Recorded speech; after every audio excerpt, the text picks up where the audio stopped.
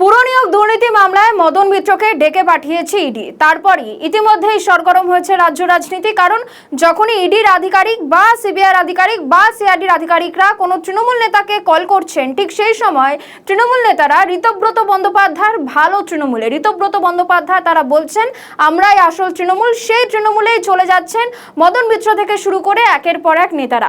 আর তারপরে কুণাল ঘোষ সংবাদ মাধ্যমের সামনে বলেছেন সবটাই আইওয়াশ, দুর্নীতি করে থাকলে অ্যাকশন নিক ইডি। অ্যাকশন ডেকে পাঠাবে, চা খাবে, আমি মদনদা বলে বলছি না। মদনদা আমি কোনো ব্যক্তিগত আক্রমণ করছি না। এসব আইওয়াশ ডেকে পাঠানোর কোনো মানে কি আছে? অভিযোগ থাকলে অ্যাকশন দেখবে লোকে, অভিযোগ থাকলে অ্যাকশন দেখবে। মদন মিত্রের ক্ষেত্রে কি অভিযোগ? মদন মিত্রের ক্ষেত্রে যেটুকু ইডি সূত্রে জানতে পেরেছি যে একটি বিশেষ অভিজাত ক্লাব, সেখানে মদনদা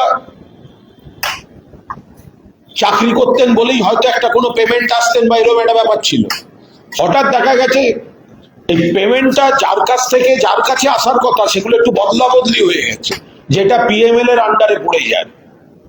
এখন ভালো তৃণমূলে চলে গেলে পিএমএল এ থাকবে না থাকবে না সেটা 2-4 দিনের মধ্যেই বোঝা যাবে। তবে নেক্সট সিবিআই বা ইডি অফিসে কোনো না কোনো দরকারে বা আমার ওই সব বাইরে যেতে গেলে দিতে হয়, দিতে হয়, যাব। আমি ওনাদেরকে একদম চিঠি দিয়ে বলে আসবো আপনাদের এই অফিসগুলো মিসইউজ হয়ে যাচ্ছে। এখানে অনেক ভালো যোগ্যতা সম্পন্ন অফিসার আছে সিবিআই ইডিতে, কিন্তু দল ভাঙাবার জন্য এতে আপনাদের ব্যবহার করা হচ্ছে। এবার আমাদের বক্তৃতা করতে গেলে অকারণ আপনাদেরকে অ্যাটাক করতে হচ্ছে। আপনারা এই রাজনীতিতে পড়ছেন কেন? যাদের নোটিশ দিচ্ছেন তাদের বিরুদ্ধে হয় ব্যবস্থা নিন, আর নইলে নোটিশটা খামোকা দিচ্ছেন কেন? দল ভাঙাবার জন্য আপনাদের ব্যবহার করা হচ্ছে ইডি আর সিবিআই কে। এতে ইডি আর সিবিআই এর